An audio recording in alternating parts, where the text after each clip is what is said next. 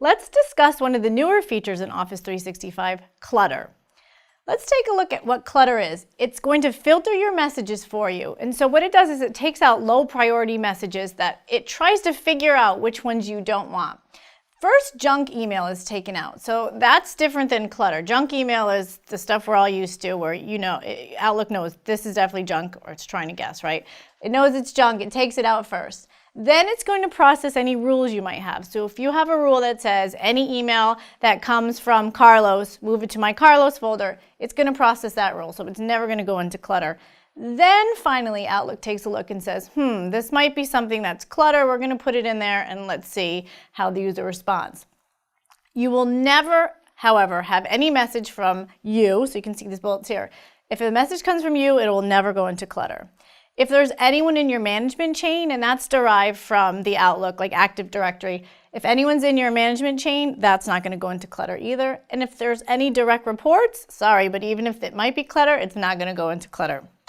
Now, Clutter takes into account several factors to understand why some of your emails go unread. So if it notices that every day someone sends an email in the morning at 9 o'clock, right? Sometimes companies have these emails that go out, and it looks at that sender and it says, Ethan Kane never reads the email from Ellen at 9 a.m. Okay, so I'm going to pay attention to that and I'm going to start marking that as Clutter.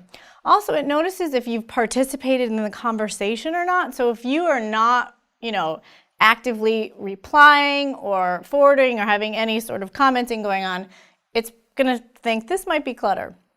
If you're the only recipient or the importance, those are other two factors it takes into account.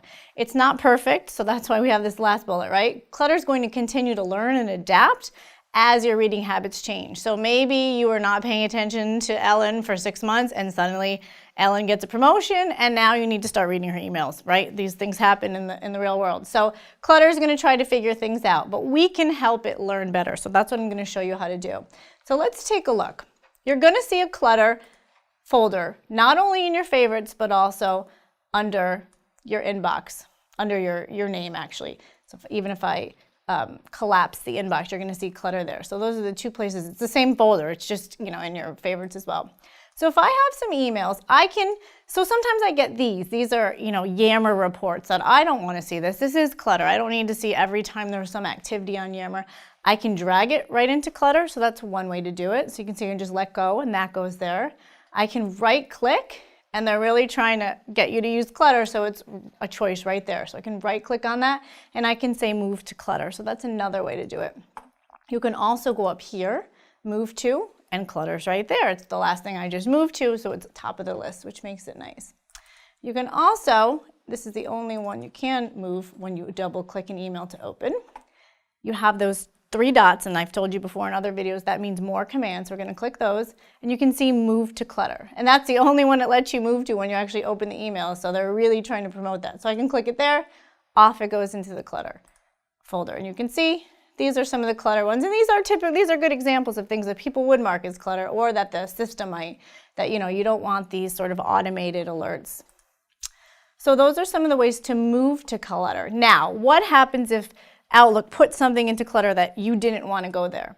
Easy, you just get it right back out. Similar actually to how we got it in there.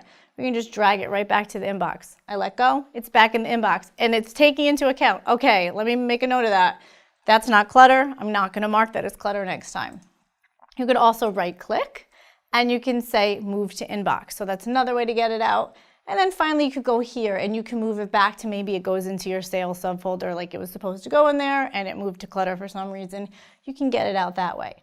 So those are the ways to get it out of Clutter. Now finally, let's talk about junk. There might be something that's just junk. It's not Clutter, that's different. Those are low priority messages. That you can actually mark as junk, and Outlook will take into account that. So you can just right click on that. So those are some of the different ways to use Clutter to help clean up your inbox.